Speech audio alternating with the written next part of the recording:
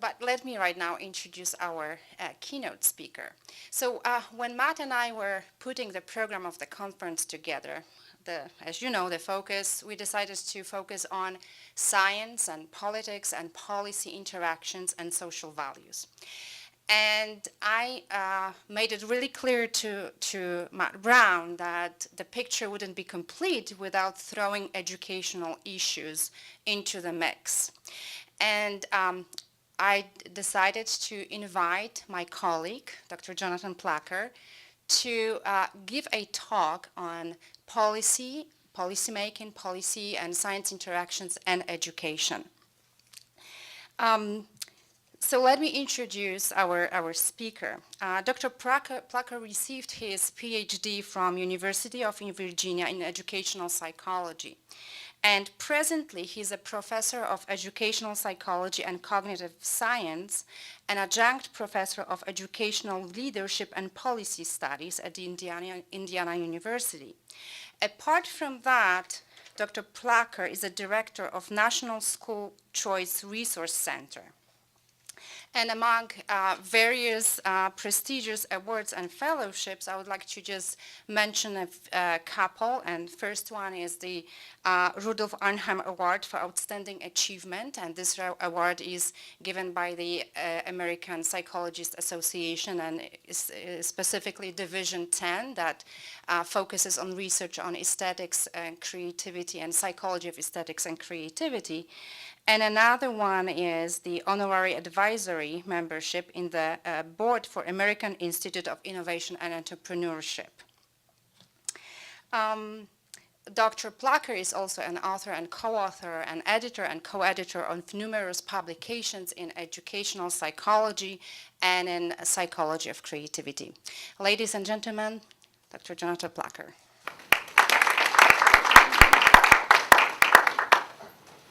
All right, and now for something completely different. I have really enjoyed the sessions today, and in part because they really kind of fit one of the main themes that I'm going to start out here with today, and that is that whether you like it or not, you're all policy researchers.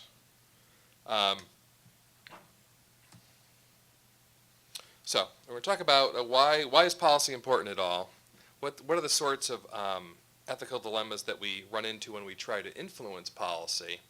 And then how can we try to navigate these? And I should say, most of the work I have done is in state and federal education policy, but we've increasingly done cybersecurity policy and then national security policy, mostly in the area of critical language and critical cultures, because that's one of our university's strengths. So, and I'm going to tell a bunch of really stupid stories, most of which I am the butt of the joke. So we're just going to go like that. If you have questions as we go along, that's fine, but we should have plenty when I'm done too.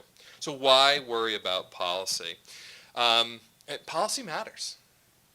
You don't do anything any day of your life where you aren't impacted by the creation of policy and the implementation of policy. It surrounds you, and part of it is because we live in a country that is run by the rule of law. Other countries can't say that. Policies are, quite frankly, less important in some of those countries. But here it is really, really important. So policy impacts everything. Of all the panelists that I've heard today, almost everyone's implications really were policy issues when you come right down to it. How do we set this up? How do we set up this type of policy? How do we create this type of system? Those are all policy issues. And certainly over the past 35 years in this country and in several other countries, the massive change to the political landscape has had tremendous impact on what we do in terms of science, and science defined very, very broadly. It's a truism to say that there aren't any moderates left in Washington, D.C. I spend about 3 or 4 days every other week there. I can tell you if they're there, I don't know where they are. They are very hard to find. We have, especially over the last 25 to 30 years, give or take a few, we've really created a system where the moderates are the first ones to go whenever there's a swing election. So when people talk about, oh, the House has changed hands, the Senate has changed hands, what we've done is generally swap out moderates from each party. That's traditionally how that worked. So in terms of scientific progress, it didn't really change the game all that much.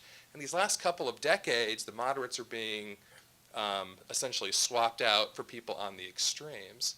That makes a really big difference because some of our biggest supporters in terms of promoting science and thinking really deeply about the implication of science policy have really been moderates. And we see this in other countries too. There's huge implications for the types of things that you've been talking about for the past couple days. In many ways, it's because of that third point, that all these changes have created it where science really is seen as opinion. Global warming? Oh, that's stupid, that's just your opinion. We didn't used to say that about scientific things. We would debate the science, but we wouldn't dismiss science as just meaning that's your personal bias. It's your personal bias that you like polar bears so much, stuff like that, you know? And I think also that we're paying a price for the fact, and I think it's getting worse, that much of what we call science education in this country at the K-12 level has become very rote and fact-based. So it's not about thinking about problem solving. It's not about sort of the intellectual life of debating ideas, finding better theories, examining them, trying to falsify theories and things like that. And so we're kind of paying a price for it, where people can sit back and say, well, you know, I'm not really worried about pollution or global warming or things like that because it's just a leftist communist plot. You hear stuff like that sometimes. You sit back and you go, man, who was your science teacher? We need to have a little post hoc discussion here. So, and I do think that skepticism is just part of the political process now, and that makes it very, very difficult. So when they do criticize science, there's such vague criticisms that they're almost impossible to defend, but they do force us to defend ourselves constantly, and so it is hard to have really good ethical discussions about science policy. And this last one is absolutely true. I cannot tell you how many policymakers that I talk to where they'll say, well, I really don't know much about that, but my neighbor, I can guarantee you that whatever comes after that ... is something you do not want to hear. And I hear that on education, national security, and I'm thinking, who is your neighbor? The Secretary of Defense? I mean, come on. But they know what they know, and they are really confident in knowing what they know. And sometimes it is literally what their neighbor or their friend tells them because they're such busy people. So there are several implications for kind of how the policy environment has kind of evolved for science and for lots of other things. But that victory within policy is really defined differently. Winning on global warming from a science policy perspective is not that we actually figure out how to solve this problem. That is such a long-term goal given our political system and how largely dysfunctional it really is. That if that's your goal, you're going to be very frustrated very, very, very, very quickly. And it really isn't a war to win in lots of these debates. So we certainly see this with an education policy. People are battling. No one ever took time to step back and see that the Obama administration and Bush administration's education policies are almost identical. People voting second Tuesday in November in 2008 probably didn't see that coming, to be perfectly honest with you. And yet their policies in some ways are better. The Obama administration's education policies are in many ways a better funded version of many of his predecessors' policies. How's that for an interesting ethical argument? We're having those arguments in education now around things like charter schools. But I think the second point is really important too, is that short-term policy success can also cause problems for you. One is the law of unintended consequences. It's the only law we have in policy, is that no matter what you think is going to happen, it may or may not, but I can guarantee you that lots of other stuff will that you didn't anticipate. Sometimes that's good. Most often, you are really surprised, and it's a slap in the face. A good example is probably healthcare. A few policy commentators have pointed out that the reason why conservatives have so super freaked about healthcare is that it's really the first major policy battle that they've lost in this country in probably 2 generations. So eventually the sore loser argument. And I think this last point is very, very critical, that we really need to see, when you're talking about science policy, you need to think of success in terms of how you've been able to influence the process. It may be 3 words that you can get inserted into a piece of legislation, but those 3 words may totally change the nature of the legislation. You could sit back and say it was only 3 words, or you can say, hey, we actually used science to help improve a bit of policy. And I think that's a smarter way to do it. And I'm occasionally going to lapse into education examples, just to give some of you some background. In the majority of states, the vast majority, nearly all of them, education is the majority of the state budget. So at the state level, education policy is essentially policy. It's economic development policy, it's social justice policy. So when you get down to the state level, education policy is policy, essentially. And yet, over the past couple of generations, again, we've learned so much about learning and instruction and teaching, to the fact that it is called learning science now. The federal government has an Institute for Education Science, because we do know how to help people learn better, how to help people teach better across settings, across different demographic groups. It's really been a huge leap. However, that's had almost no influence whatsoever on education policy. So states, and especially the national government, and national governments around the world, are funding these studies on things like charter schools, et cetera. We learn all these really interesting things that never end up in policy for the most part. There's a really big research policy disconnect in education, like there is in almost every other intellectual field. It's made a little bit more difficult in that every American thinks that they are experts on K-12 education, because you've all been in K-12 classrooms. And so a lot of policymakers will dismiss research and just say, well, yes, you have those 500 studies, but in my 2nd grade classroom. And you think, well, yes, sir, but in the 1940s, did we even have 2nd grade classrooms? They don't like jokes like that, by the way. So the ethical dilemmas, and these are hypothetical quotes that may or may not resemble things I've heard people say to me.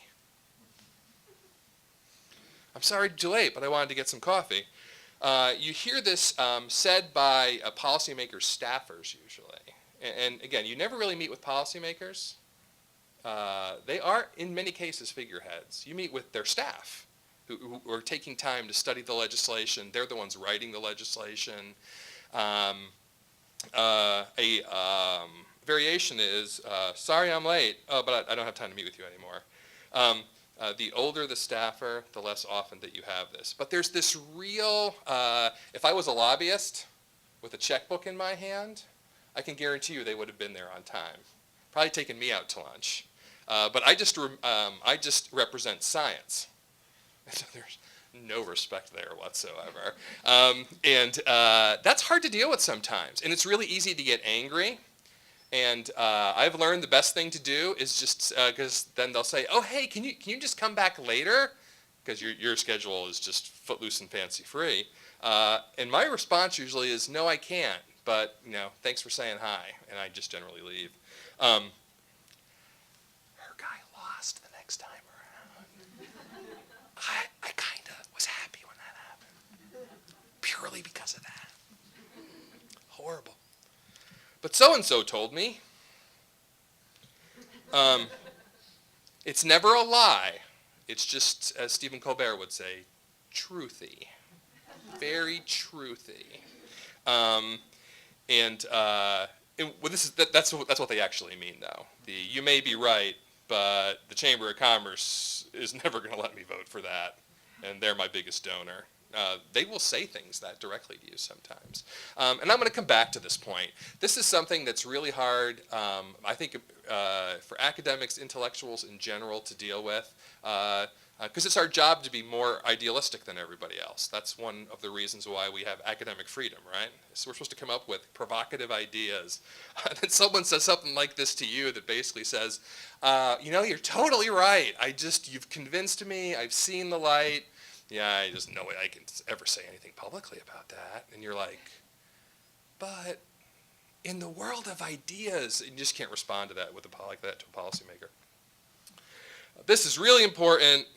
45 minutes later, but we're not going to vote for it. See you later. That actually happens a lot. And it's amazing how blatantly stereotypical you'll hear policymakers be sometimes. I mean, to the point where it's jarring. We had one, I'm trying to make sure I disguise as many of these details as possible, where we were going in and arguing for a specific bill that had been drafted by a lot of different groups to really focus on talent development of underserved students. So poor students and students from certain minority groups. It's a fantastic bill. It doesn't overreach, it doesn't overpromise. People have put years into designing this thing carefully. It is very inexpensive, probably too cheap, if that's, it's only a few $1 million. What's the saying? $1 trillion here, $1 trillion there, it starts to add up to real money. Millions of dollars are a rounding error to many policymakers, even at the state level. Size matters, but differently than you would think. And so we're in there and we're talking, and it's a member of the Congressional Black Caucus. And so the aide started out with, I have firsthand experience about why this is so important. And she told us a story that was over 45 minutes long about how she knows that these kids just get ignored, and how we have to do something to help them, blah, blah, blah. I could see my colleagues getting really excited. I knew enough at this point to sit there and go, she's never said he's going to vote for it. Wait for it. 45 minutes later, she was like, yeah, but, this is just not on his radar screen. See you later. One of my African-American colleagues who was with me pitched a hissy fit when that happened, which was not the right response in that situation. Just blatant disrespect for the fact that it was important, but we're so cynical it doesn't matter anymore. This is a really hard one to deal with. And then this one I get all the time, especially, higher ed faculty are not exactly the rightist-leaning group of people in America. In a lot of state houses, in Washington, D.C., a lot of really important policymakers who are real gatekeepers to making change are a lot more conservative than many academics are. And it's really hard for some of my colleagues to be, did you just meet with so-and-so? And we'll go, yeah, we were trying to get him to change his mind about this bill that doesn't really fit the research. And they didn't hear anything past, yes, I met with him. And then I just get this lecture about how I have sold my soul to the conservative devil people. And I'll be like, well, one, he's a really nice guy. He always takes me to lunch, and I really like his kids, and he was a basketball coach, so we talk about basketball, and I actually did convince him to change the policy. And again, they haven't heard anything past, yeah, he took me to lunch. The devil bought you food is essentially where they go with it. And it was like, no. And that's actually a hard question to answer sometimes. So how do we achieve policy impact as people who are concerned about science and values and ethics, and stay true to ourselves at the same time? Very sensitive to the you're selling out argument, which is what they're really saying here. Although someone did actually tell me once that I had sold my soul. I thought it was a little bit dramatic, but how do you know I didn't sell it years ago for something much less important than this, like sports? And they're making all these assumptions about me. And here's just some general things that I've observed over the years. And policymakers really are nice, committed people.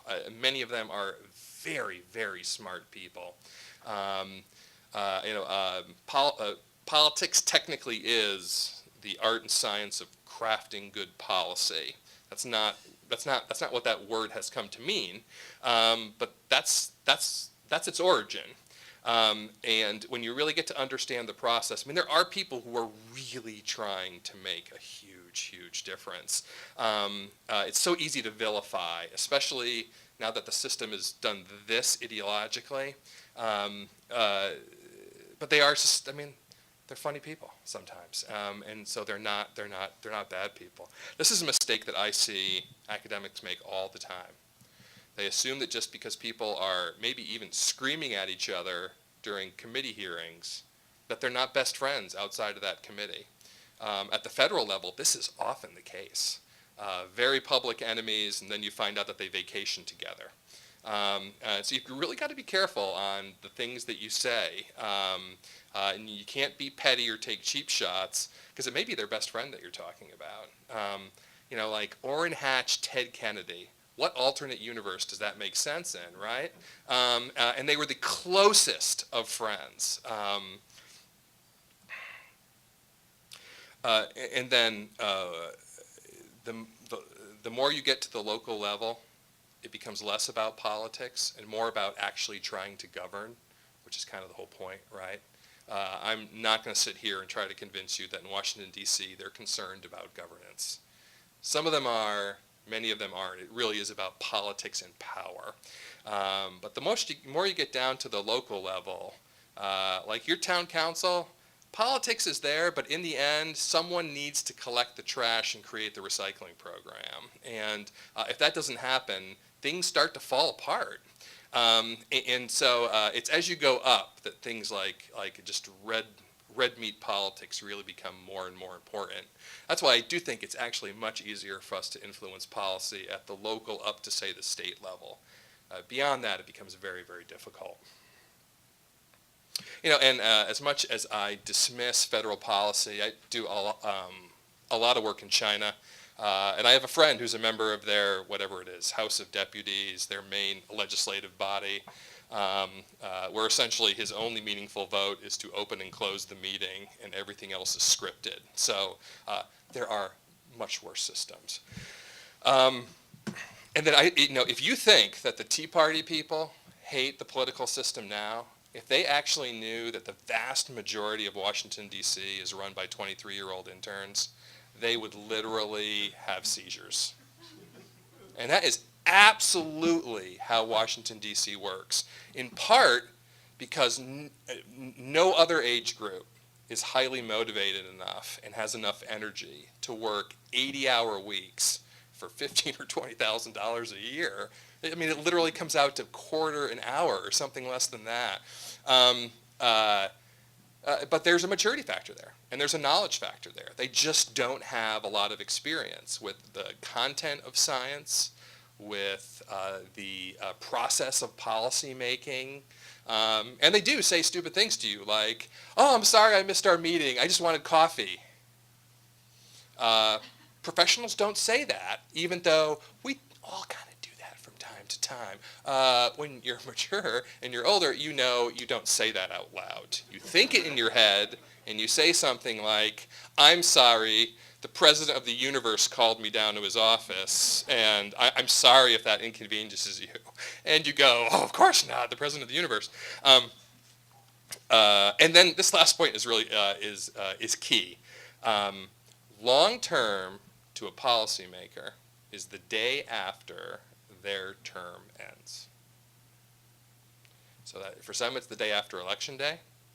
If it's a local school superintendent, a very important policymaker at the local level, it's the day after the next contract ends. So someone on the House of Representatives side, long-term to them is never more than 2 years from when you're talking to them. In many cases, it can be much, much shorter than that. It's easy to hold that against them, but that's not actually their fault, right? That's the system and the context that we've allowed to be created for them. And so you talk to them about long-term, they will say, yes, I totally understand. Long-term solutions are really important. But what can we do short-term? And short-term, they mean tomorrow. And when they're talking long-term, they literally may only be talking about 6 months from now. that's, again, it's a very different context. And this is one reason why lots of people have said things like, I keep using the global warming example, but water policy. I was talking to an agronomist once, and we were talking about water policy, and she basically said, you know, the U.S. is so far behind just building really good water management systems compared even to most developing countries. And I asked her to kind of explain, and she said, well, this weather pattern that we've started to get into with really heavy rains this time of year and then nothing for 6 months, she said, you know, that's actually the basic weather pattern for the whole monsoon belt. And so then I stupidly said, oh, so there's technology for us to be able to handle this. And she was so incredibly insulted. And she was like, of course there's technology. We've been working on this for 100 years. And I was like, oh, so we can like store all that water and use it later. And she's like, Bangladesh has been doing that since it started. I'm pretty sure the U.S. can handle it. And I was like, well, this was really stupid.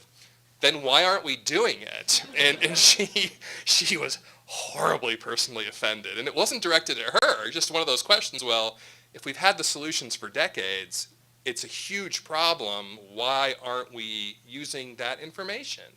And she said two things. She said it's too long-term for most policymakers.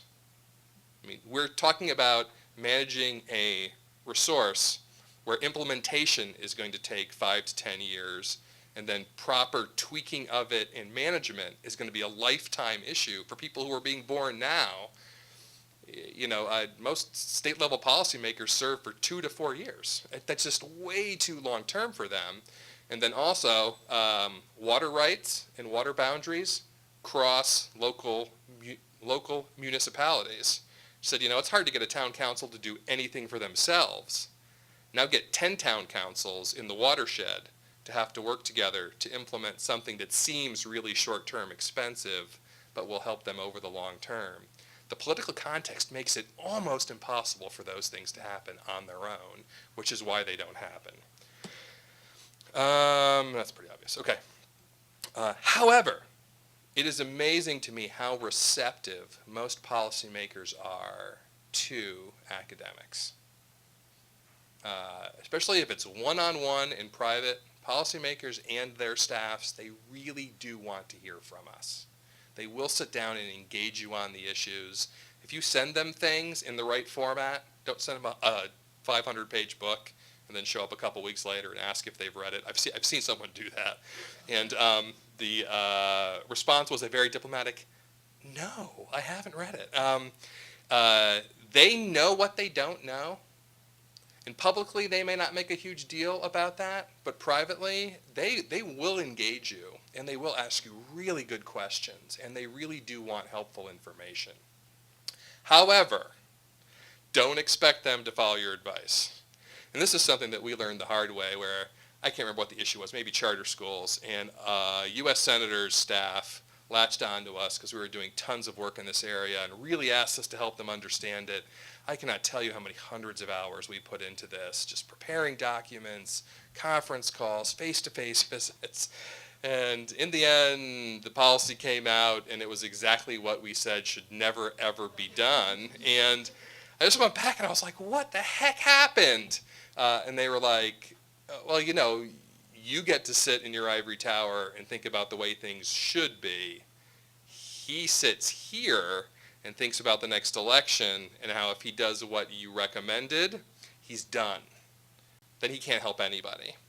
And that was the first time where I thought, yeah, isn't that kind of like selling out a little bit? But then I thought, I don't have to raise $10 million and run for the Senate in 2 years. He does. I need to be sensitive to that.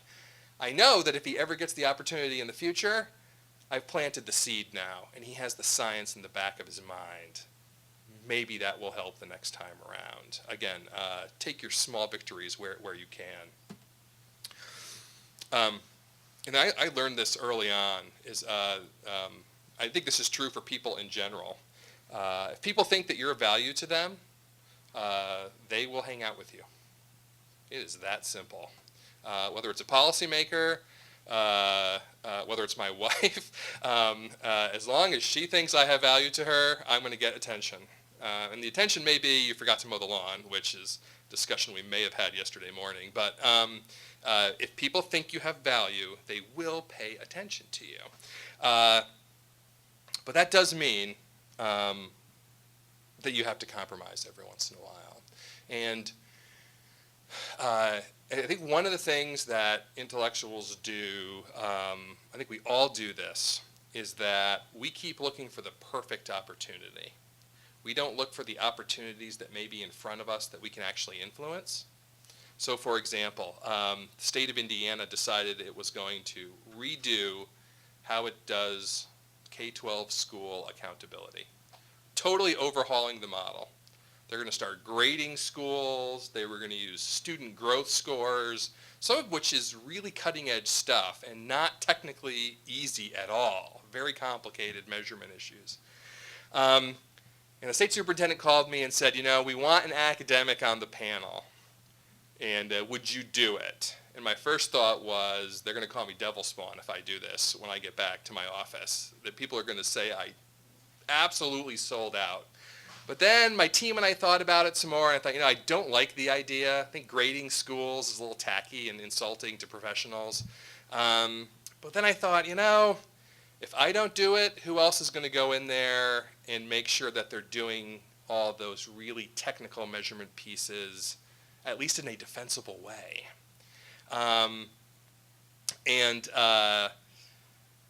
It was one of those things where after it passed, and it was only a 2-year process, and they finally got it into law just a couple months ago. And the state superintendent called me and said, "No, I really appreciate you doing that. You know, you definitely made this better, blah, blah, blah." And I'm like, "Oh, thank you, sir. Yeah, whatever." And he goes, "You know, so is it okay if I like really pat your back publicly when I'm talking about this?" And I said, "Under no terms are you to do that to me." I said, "I will never be able to go back into the office again if you hang me out to dry on this." He was like, "What? I don't understand." And I was like, do you really think this is a popular idea? And he was like, "Well, no." And I was like, "Okay, let's just make it our little secret then." Did I sell out a little bit? Maybe, maybe not. Is it a better system than it would have been if we didn't get in there and make sure they were doing it better? Probably. So don't be a hypocrite. Much harder than it sounds. I think one of the things that I see scientists especially do when they're talking about policy is they go in and, oh, you know, we talk about science and, you know, it's the battle of ideas and intellectual discourse, as long as you agree with me. If you don't agree with me, you don't know what you're talking about and you're an uneducated hick. And a direct quote, by the way, not said by me, thank God. You know, sometimes the counter arguments tell you a lot about what you need to do from a science policy perspective.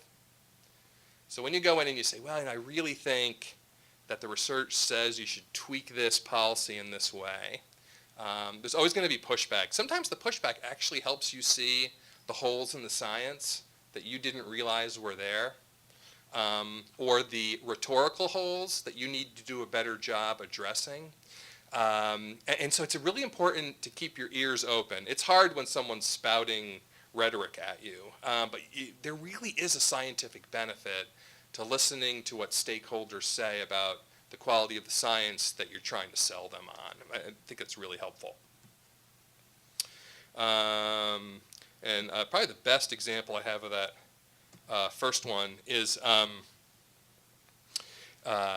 I was on a panel with another state superintendent who was very unpopular at the time among teachers, but very popular among the state populace. And he really wanted to change the way that we hired, trained, evaluated teachers. No small topic, and you can see why teachers were really, really antsy. But his science that he quoted back to people on this panel was like the stuff you read on the back of like cereal boxes, just vague general statements that could apply to anything. And so said in 1953, and I thought, oh, this is going nowhere fast. And it was getting fairly ugly, and he was getting upset. And then someone asked him a question, and I kind of jumped in front of him and took served as a human shield, essentially. And I said, you know what? This is an interesting question. This is my best political moment. But isn't there a better question here that you're really trying to ask? And then I asked my own question that was totally unrelated to the entire panel. And I said, you know what? Wouldn't it be cool if you guys who get elected on free market platforms, instead of using regulation to change things, actually tried to use free market principles? Wouldn't that be more intellectually consistent? I mean, you could have heard a pin drop. And he was right next to me, and he was just staring at me. And it felt like about 4 hours. I was told it was about 30 seconds. And then he said, all right, tell me what that would look like.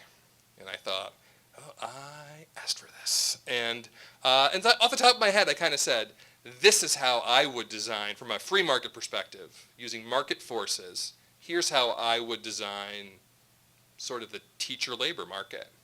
It went on for like 5 minutes, which is way too long.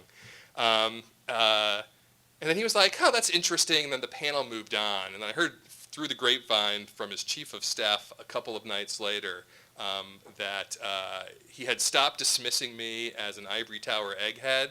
And now I was someone who may actually have some ideas. That was the quote, actually have ideas. And we kind of wrote that out and put it on the refrigerator at home. Dad may actually have some ideas. And I was right, by the way, on that one. But at the same time, policy is a game where there are winners and losers, and you're going to lose more than you win. That's just the way that interacting with policymakers works. And so there have been some things where we've gone way out on a limb and done really cool studies, gotten them out in the public, and then just gotten slaughtered. And the best example is probably charter schools. It is such a hot button issue. And the state legislature, as part of a compromise for the entire state budget bill about 5 or 6 years ago, decided that they would ask us to do a nonpartisan evaluation of the state's charter schools. We'd had them for about 6 or 7 years at that point. It was time to see, are they working? And our report was fairly middle of the road. They're working in some ways, they're not working in others. Here's ways to fix it.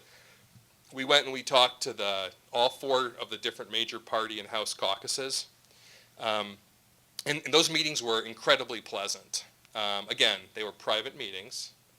They had no one to impress, no donors to actually impress. And so they all asked really good questions about it, and the uniform response was, you know, a lot of the things that we've believed about charter schools aren't true. And we've heard that on both sides of the issue. And we thought, we really helped raise the level of dialogue. They're going to revise these charter school laws. And then they talked to reporters. And both sides viciously attacked us. In fact, in one 5-minute period, I literally, on my cell phone, had the education lobbyist for the Chamber of Commerce screaming at me. I can't believe you did this. These are all lies. You're all so stupid. And I had the other phone, which was the university lobbyist, saying, all the state professional organizations are furious with you because you're in the back pocket of the charter industry. And I was like, can I just have you guys talk to each other and leave me out of this? And sometimes that's not fun, but the fact is the next time that they needed a charter evaluation, both sides came right back to us. That's not the backslapping that my team wanted, but it's the best you can do sometimes, is knowing that, you know, what they say politically and what they believe privately are not the same things. It's better to have integrity and say what the research says. That can be very, very difficult. And along those lines, and I really fought having to do this, but I had to write my first apology letter to a governor because he was very mad at one of my quotes. And the quote was so vanilla, I can't even remember it. It was literally a quote where I talked to the reporter and I said, I can't give you anything on this because we've got some big studies coming out on this topic. I don't want to bias people against the studies before they see them. And he was like, give me something generic. I gave him the most meaningless sentence ever. And he did quote me exactly right. But it was one of those things where he filled in the sentence before and after with clauses, which is really what he wanted me to say in the first place. It's really hard to apologize to a really angry governor who writes a handwritten note on a napkin and mails it to your university president. I said, could I see the note to the president's chief of staff? And she said, yes, but we don't want to send it over in the rain because it will melt. It's a cocktail napkin. And I was like, no, it's not. It really was. He was mad. Things he said about me. And I've already talked about those 2 points. Specific strategies. Bring concrete solutions. So if you walk in and just complain, policymakers' offices are full 12 hours a day at least with people complaining about something. They almost never have someone say, hey, I know you're struggling with this. Here are 3 or 4 ideas that you should be thinking about.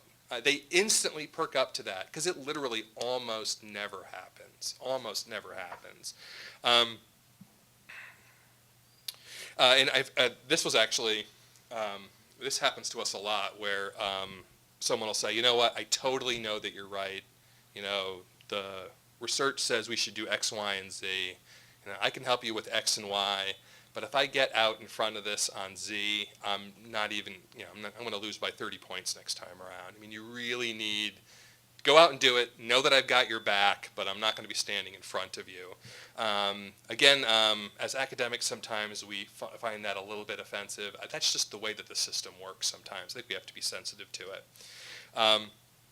And then what I find, this last point, is that when you're talking to people and you're trying to get them some help, sometimes they will ask for help on topics that you're not even there to talk to them about. And it may not even be something that you can help with at all. Sometimes they'll ask me about, hey, he's doing this thing with nuclear energy. Do you know anybody? And my response usually is, sure, give me a couple days. And then I go back and I call my friends around the country. Who's the best person you know to talk about topic X? Again, if they see you as a resource, they are much more likely to listen to you when you're pitching your own science to them, or the issues that are of greatest importance to you. I've already talked about that a little bit.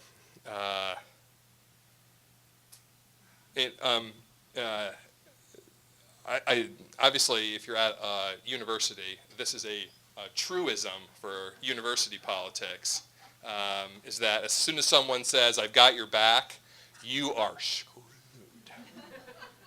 Absolutely. I once had, and right now I'm actually stuck in the middle of these 2 warring central administrators. They both, within 24 hours, told me, I've got your back. And I went to one of my senior colleagues and said, can you believe they both just said this to us? And he said, whenever people on both sides say, I've got your back, it means they're going to compete to see who can stab you in the back fastest. And it's funny, haha, but he was totally right. And so you have to be really, really careful. It's just as a default, they're talking to lots of other people. And some of those other people know that you're talking to them too, and they're going to try to convince them that you're wrong. They generally don't argue the merits of the science, because generally as academics, we know that fairly well.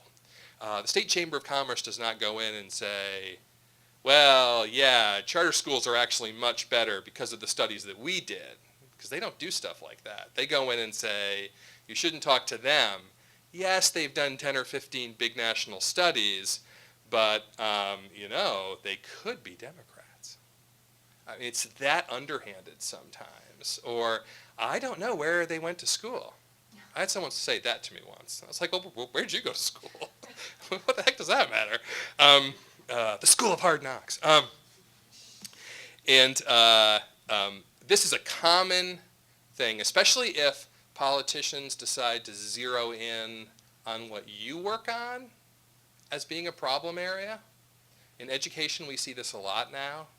It's really fashionable to beat up on education, increasingly higher education. That the American higher education system has started to, lose its place at the top of the world.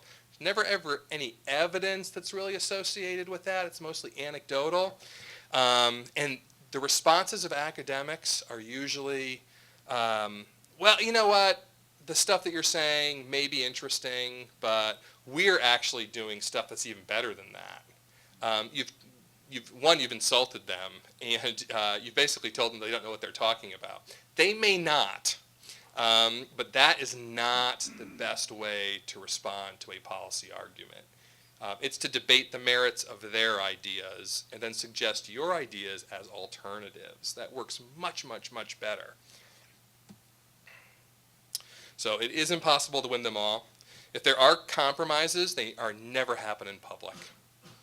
Maybe once upon a time that was true. I really doubt it. With things as polarized as they are now, even in local politics, compromises happen in smoke-filled rooms.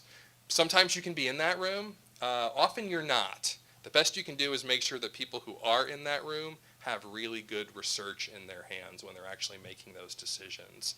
And I've already talked about that, point 3A, if you will. Don't have your only contacts be problem conversations. And I see this a lot, where you only contact them when you're upset about something. Just sometime, if there's a policymaker that you're trying to get to know, offer to go to lunch with them 2 or 3 times a year.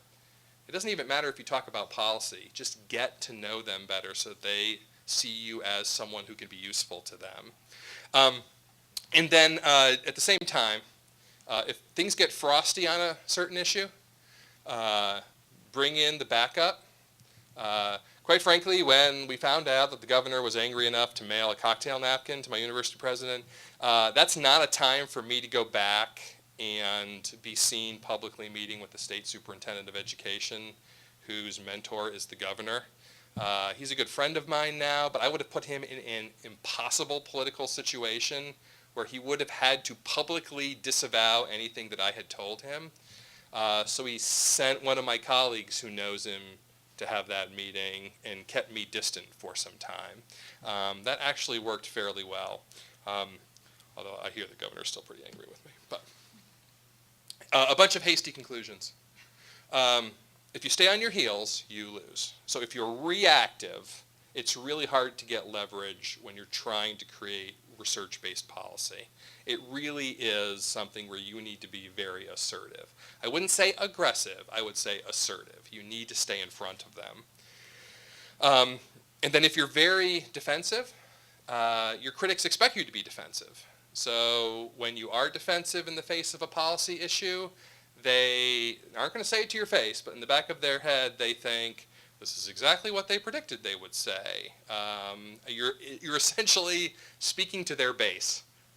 If they're in your face about something from a policy perspective, it's because their base thinks that they should be and that you're going to have a problem with it. So then when you come out and say, oh, we really don't like that because it makes us feel bad about ourselves, the policymaker thinks, oh, I'm going to get 5 new campaign donations from my base because they just said that. And so you really do have to try not to be defensive. And again, if you're being assertive, it's a lot easier to avoid that.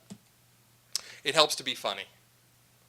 For example, we were pitching this once to a group that was not all that terribly happy with it.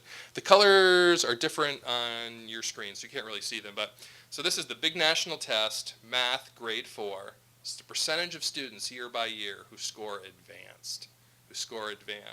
So the light blue line, the percentage is up to about 9% now. You can't see this invisible line here, but this is Hispanic students. 0.2% a generation ago. It's up to a staggering 1.9% now. African American students, 0.1%, essentially 0. It has drastically increased to 1.1%. We actually had somebody at and then that's when the No Child Left Behind Act started, to put some policy context into it. And then we had someone say, well, technically, the percent increase for the lower performing groups is bigger than the percent increase. It's like 1,000% versus. And so the next time it came up, I was ready for it. So you're right. It's gone from bad to good but not great. And apocalyptically bad to embarrassingly horrible. So much better. Why am I even bothering you with this? Policymakers actually love that. And the broader point is that policymakers are generally pretty smart, witty, funny people at every level. No one is ever funny with them. And so I've given briefings where I was a stand-up comic. Every other line was a joke to keep them off balance. And like the first 10 minutes, they're all, they almost looked angry. Like, what's he doing? This is supposed to be boring and dry, and he needs to move on.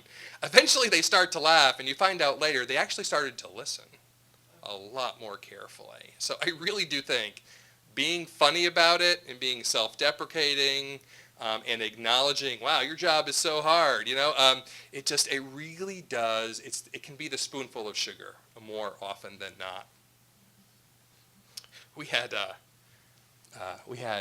big national report, and then we did state profiles with state education data. It was on this topic, actually, for every single state. But we also compared state test scores to the national tests, and most states have very low standards educationally. And so there was a certain state, let's call them Pennsylvania, like 80% of their white students scored advanced.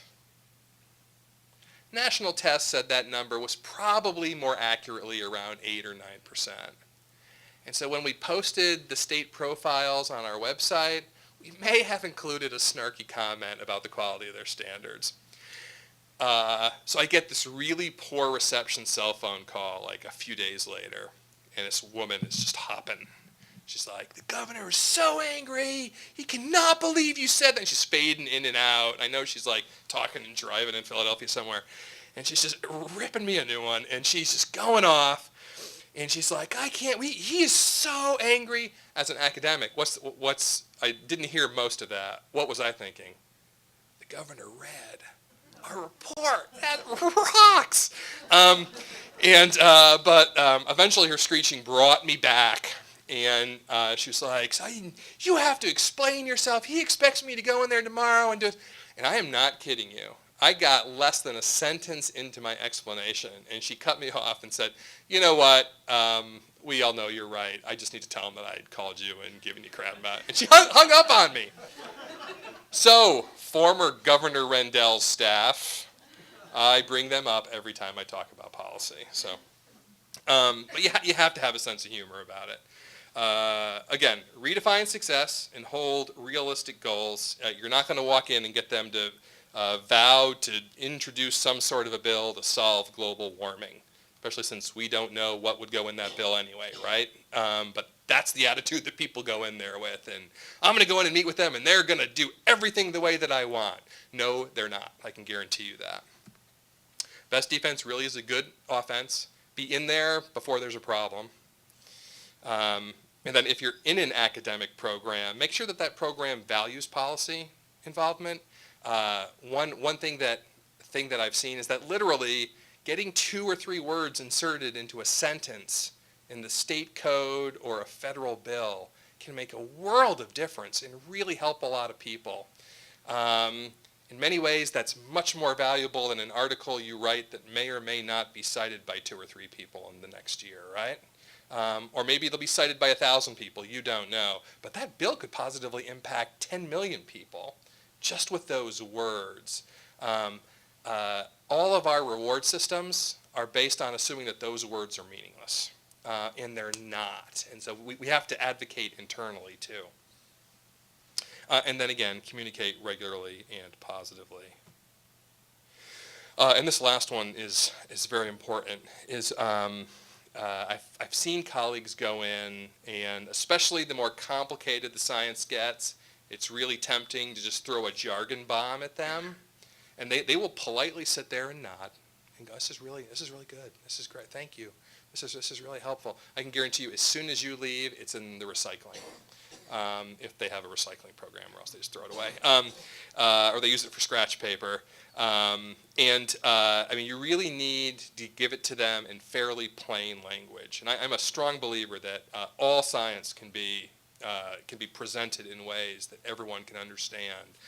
We've seen great examples of that today, actually. Fairly complicated concepts being described in very simple, but not too simple language. Help you understand what the real issues are.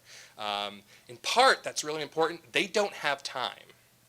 If you're talking to an education aide, they're also the healthcare aide, the agriculture aide, the national security aid and the whatever else the senator wants aid. Or if you're talking to a superintendent or a local mayor, they don't have time to give 6 hours to your topic. They may have 5 minutes. And so you need to be direct and, again, try to avoid jargon. And in the end, it really is about impact. And again, the impact can be a word, it can be a huge policy, or it can just be getting them to broaden their vision. Thank you.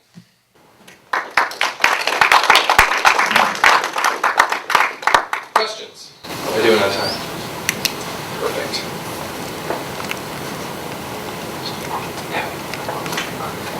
You mentioned, I think, fairly early on in the talk, that something to the effect that we've got all this great research and it's not really very well, reflected. I'm thinking about it, research on what we should be doing educationally, how we can improve things, and it's not very well reflected in policy. And I just couldn't resist. I was just kind of curious to hear your thoughts on sort of, what the research, a few basic things it might suggest, just because you got me intrigued. Oh, sure. Ability grouping. Putting students of similar abilities together for instruction. Totally politically incorrect in this day and age. It started in the late 80s and early 90s to be a bad thing. It is one of the things in the entire social sciences that we know the most about. I mean, literally hundreds and hundreds and hundreds of studies, almost all saying that ability grouping tends to work best for students who are struggling and students who are thriving. Totally counterintuitive to what most educators will tell you today. So that, acceleration policy, letting students move through the curriculum at their own pace. Someone mentioned this earlier, maybe it was at the first panel this morning about, it was about the space program.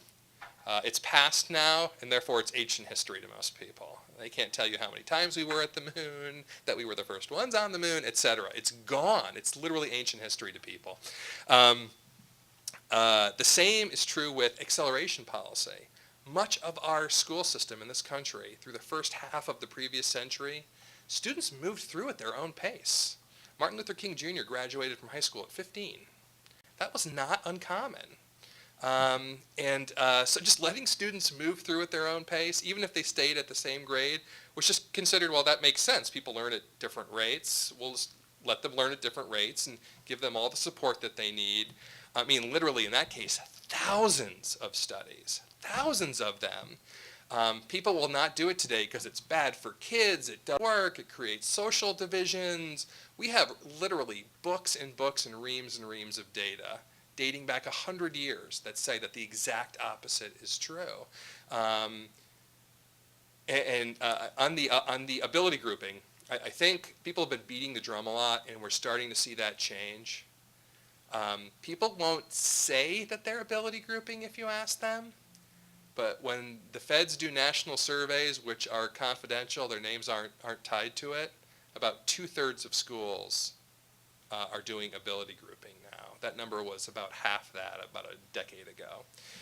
So people are starting to figure it out. But that's because you have to be kind of relentless. Problem-based learning. The Chinese are doing it like crazy. The Shanghai PISA test scores 2 falls ago were off the charts awesome. And every political commentator said, that's because they just sit there and they just drill those kids, and that's what Americans need to do. I can guarantee you they have never been in a Shanghai high school. I have. They don't do that anymore. They do problem-based learning. Do you know who they learn problem-based learning from? Consultants like me, who they've been bringing over for 20 years to teach them how to do problem-based learning. I mean, it's crazy.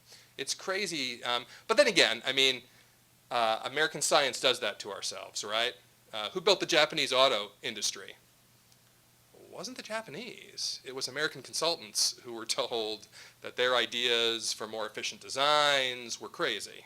Other countries started to hire those people.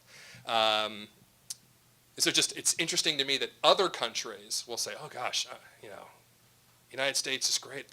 They taught us so much about problem-based learning, about ability grouping, about acceleration policy. Too bad you're not doing it anymore. Too bad you're not doing it anymore. Off the top of my head, those are three fairly important ones. And those are all ones that would help us in science and technology education so much. Unquestionably. We just don't pay that much attention to those topics anymore because we don't test very much in them. And that's a sad comment. But much more information than you wanted from that question, sir. Would anybody else like me to over answer a question? I'd be happy to do that. It's free. At one point you told the story that ended with someone saying, "You're right, but my most important donor thinks that's crazy." And this seems worrisome, I think, or a troubling response for two reasons. One is money in politics. I have no solution to that. The other is, damn it, we're the experts. You should be listening to us. Yeah. And arguably that's not right.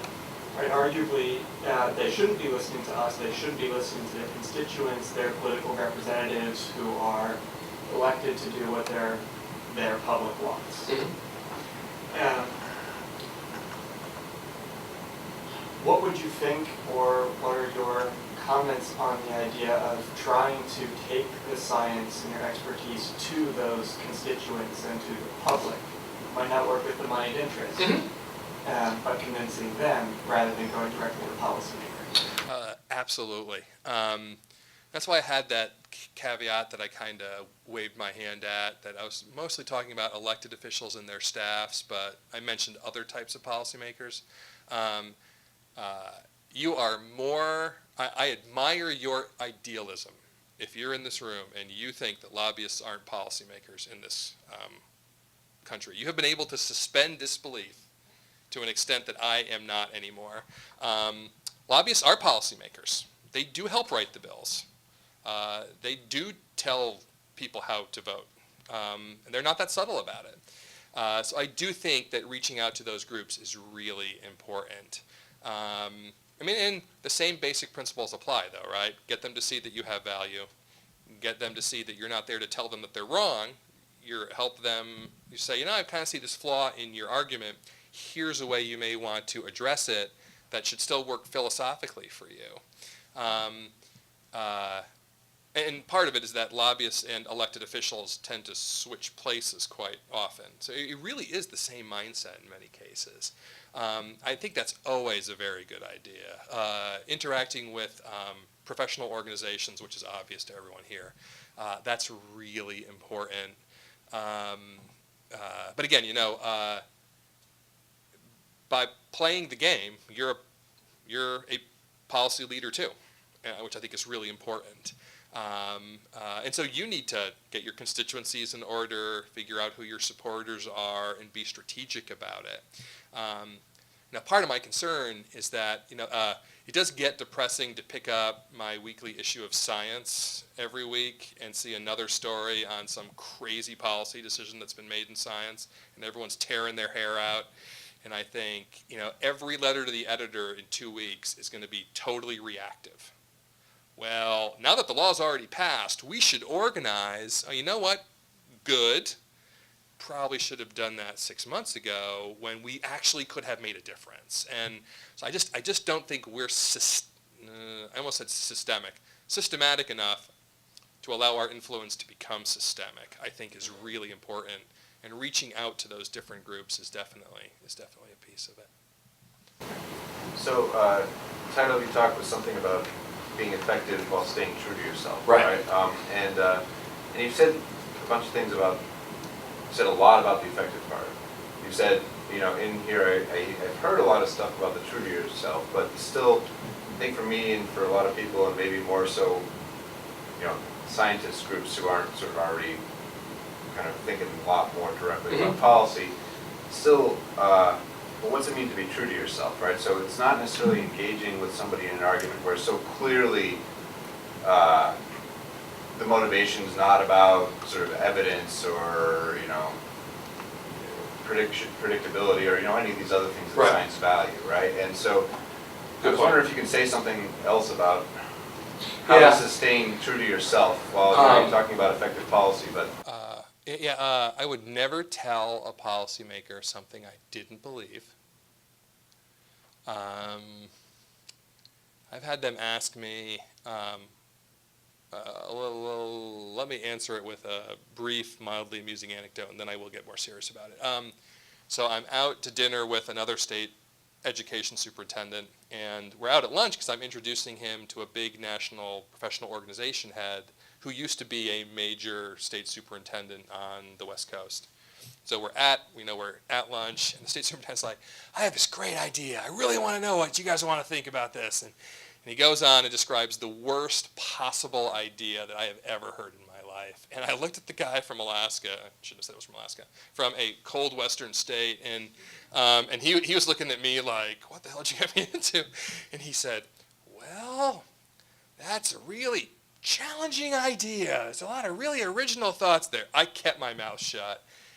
He went ahead and he implemented it anyway. It just absolutely went nuclear right in his face. It was a huge distraction, caused all problems. I saw him a few weeks later. He said, "Why didn't you guys warn me that that was a horrible idea?" And I was like, "Pretty sure we gently told you that it was a horrible idea." No, you guys said you loved it. I was like, "Oh, I'm pretty sure that didn't happen." Oh, okay, yeah, we did. Sorry about that. But again, the better you get to know them, the more honest you can be, as opposed to just holding your tongue. But I would never tell a policymaker something that I didn't believe was accurate. Lobbyists will do it in a heartbeat. And it's a broad condemnation that's unfair to lots of lobbyists, but not to all of them. I think to be true to yourself, I'm not saying that the ends justify the means. I guess I'm saying that the ends are justify the right means. And so, for example, the State Accountability Task Force. Did I really think it was a good idea? No. I knew I wasn't going to be happy with the product no matter what happened. It was a better product in the end because I did it. I never told them I was a fan of the whole thing. And I think that's one reason why they listened to me is because I told them how skeptical I was. And I asked every difficult question you could possibly ask. So I think it is. I think a lot of people think that you really have to sell out to influence policy. And if you take nothing away from me today, it's that I really don't think you have to. I don't think I've ever sold out. Have I kept my mouth shut a couple times when I probably shouldn't have? Have I said some things I haven't, that I shouldn't have? Probably. But I've learned my lesson. I think we can influence policy and still be good scientists. I think part of the problem is that we think being true to ourselves means if they say something we don't like, we get confrontational. And if I've learned anything is that you've totally lost the game when you cross that line. So, politics is a realm, how do I put this nicely, in which the truth is a relative concept. I am not a postmodernist. I do not believe truth is a relative concept. And I think you've got to be careful there. But yeah. Yes, sir. I'm just curious to hear an example of the, say, 3 words that had a huge effect on a bill or policy. Oh, sure. It's much more common than you would think. Sometimes aides will ask you. It's more common at the state and local level.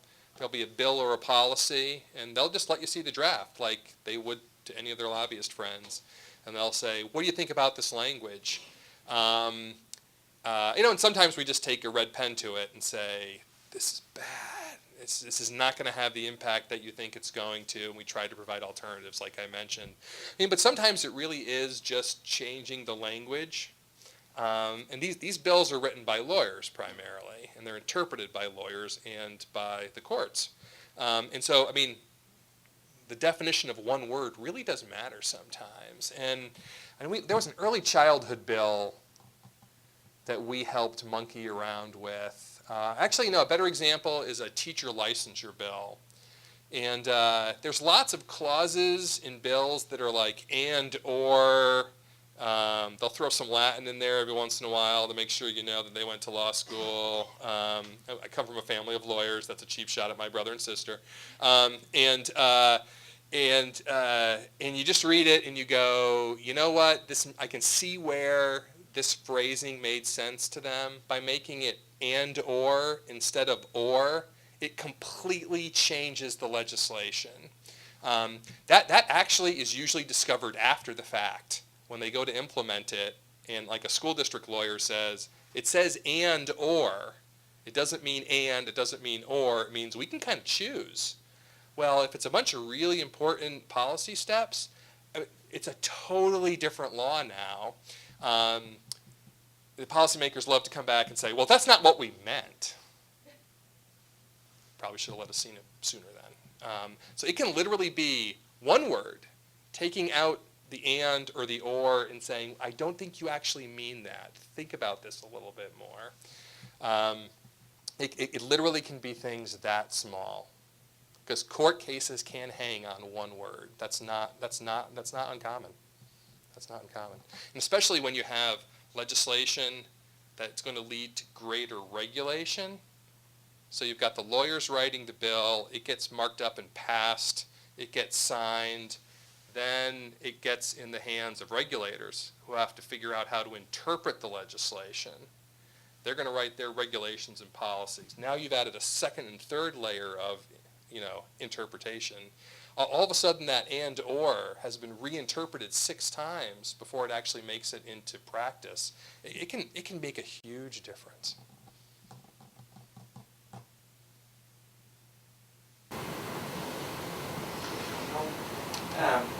You're advocating bringing solutions to Yeah. policymakers. And although I don't know quite what to make of this claim, I've heard it suggested that one reason the U.S. response to climate change is such a mess is that when scientists first went to Congress to talk about climate change, they said, here's the problem and here's what you need to do about it. And a lot of the American public really didn't like what they said you had to do about it, and so the response was to deny that it's a problem. So, I see. I buy part of that logic. And I think one thing to keep in mind is that the creation of any good policy, someone described it as a stool once, but all of our metaphors in the social sciences are stools. So let's just go with, it's a buffet.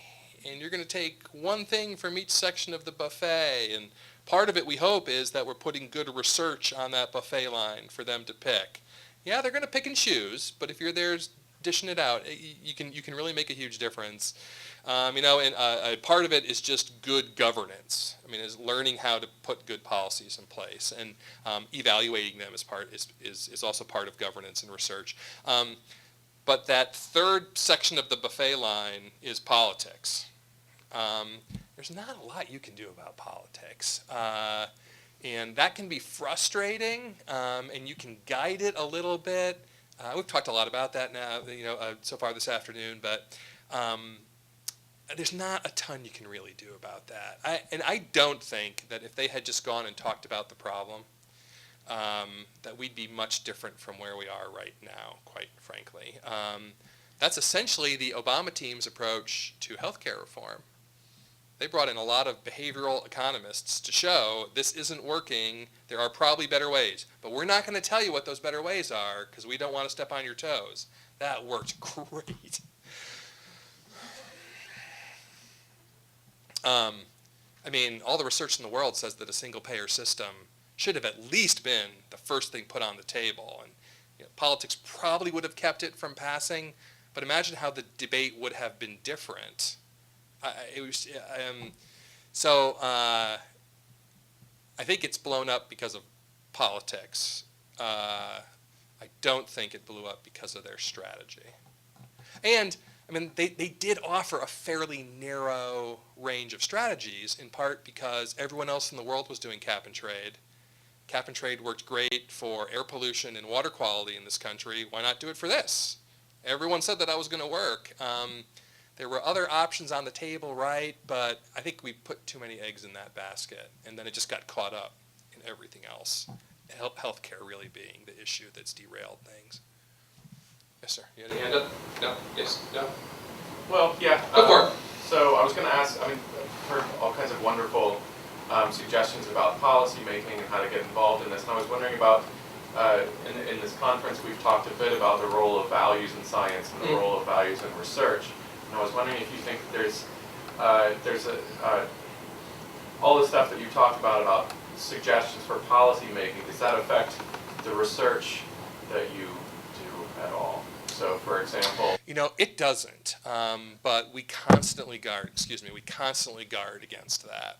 And there may be research that we do that I don't make sure gets into the newspaper or makes it in a memo to the governor. That's a really bad example right now. A governor. But it doesn't stop us from doing the studies that we want to do. If it did, we wouldn't touch school choice with a 10-foot pole. I mean, everyone gets angry at everything that comes out. But it's really important work because school choice is here to stay in this country. I'm thinking mostly of public school choice. I mean, people are going to have more options. We need to know how those options work, how people make decisions in the best way, and how charter schools work best. If we were too worried about how policymakers felt about that, we would never do a single study in that area because it's so unpleasant.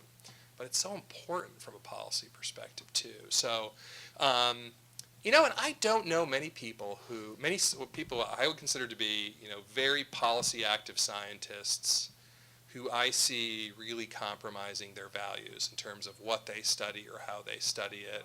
I don't want to even say that it's necessarily a compromise. Yeah. Perhaps, because you know certain things about policy making, maybe you would think, well, this hypothesis might be more pursuit worthy or something like that, or worth putting a little bit more energy into, or something like that. Yeah, I would go back to what I said kind of at the beginning in that it is a dialogue in many ways, and I have found us asking different questions, which I think speaks more to your point, just listening to policymakers' concerns about a certain body of research and think, they're actually right. We kind of asked the wrong question here. Or, yes, the next step actually is to ask this more applied question that wasn't important to us last time around. It has certainly influenced us for the better. Again, if you're vigilant, I don't think it really is a negative influence. And if no one's listening to you, then there's no threat at all. But for the most part, you hope that doesn't happen. It's probably my last question. Am I right on time? Okay. So this is a little bit of a follow-up to Justin's question there, but I was just curious about these dynamics of, say, policymakers asking you as a scientist for information about things, say, how you deal with cases so first, I guess the first part of the question is, are there interesting cases where they ask you for information that you don't feel the science really settles the issue very well? And then sort of how you deal with that. Are you able to just say, well, the science doesn't settle it? Or are they really asking you to go beyond a little bit and try to give your best guess of where things are headed and sort of how you handle that and sort of talk? That's a very good question. It really is a combination of both.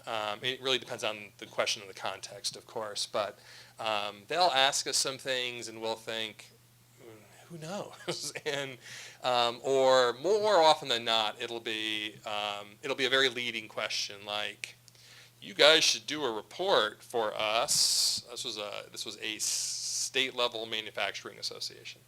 You should do a report that shows that collective bargaining is bad for kids. It's a very specific question, by the way. And we talked about it, and some people were like, and I was one of those some people going, I did not want to touch this. Is absolutely radioactive. But we talked about it some more, and someone said, but this is a really good question. And I thought, this actually is a great question. And it turns out people have studied this. And you know what they've found? No one knows. I mean, they just shrug their shoulders and goes, it doesn't seem to have a positive or negative effect at all. And then we went and did case studies of heavily unionized education systems like Finland, who people of all political stripes like to point at and say, we should be more like the Finns. And I say, okay, They are the most heavily unionized teaching workforce in the world. And they get paid at the equivalent adjusted for living, a cost of living of about $150,000 a year. You find tongue-in-cheek ways to bring those things up. But we find ourselves writing a lot of memos where we're presenting the data and then say, look, there's very different interpretations here. Some people say this, and this is kind of the strength of their argument. Some people say this, here's the strength of their argument. Here's kind of the weaknesses of both arguments. We generally do close with, based on all that we have now, which is not great, we think the research is telling us this. And as scientists, though, we're trained not to do that, right? We're if we don't know, we don't know. He's still going to vote next Tuesday. We need to give him some sort of guidance. But we're always very upfront. Again, being true to yourself, we're always very upfront about what we're sure about and what we're not sure about. Even things like test scores, I'll get, hey, this report said that Indianapolis has an 11% graduation rate for black males. Is that true? Well, the answer is definitely not. They weren't counting transfers out. They weren't counting kids who had been suspended. So the answer was, no, that's a pretty short memo. But then we pointed out that even if you adjust for all those factors, our estimate is that it's probably about 45%. That's still, again, apocalyptically bad. There's still a really big problem here. Again, do what politicians do. Turn their question around and help them see that there's actually a better question to ask sometimes. The hard part is when you do that, and I will close with this example. A U.S. senator said, hey, my state test scores just came out. Can you help me understand a little better? We wrote a 9-page memo with pretty multicolored graphs and explained it. And we were trying to explain the concept of achievement gaps to him. Achievement gaps are pretty easy. But just to get him to understand that it's not just a race issue, it's not just we're not giving poor kids the best teachers issue. We tried to show him it's a combination of factors. So we plotted the test scores of white, special ed, poor students against the test scores of, and African Americans were the biggest minority group in his state, against affluent African American students who were not special ed. And in some years, the scores of the white, poor special ed students were higher. And I said, this says it's not just one factor. There's a systematic problem here.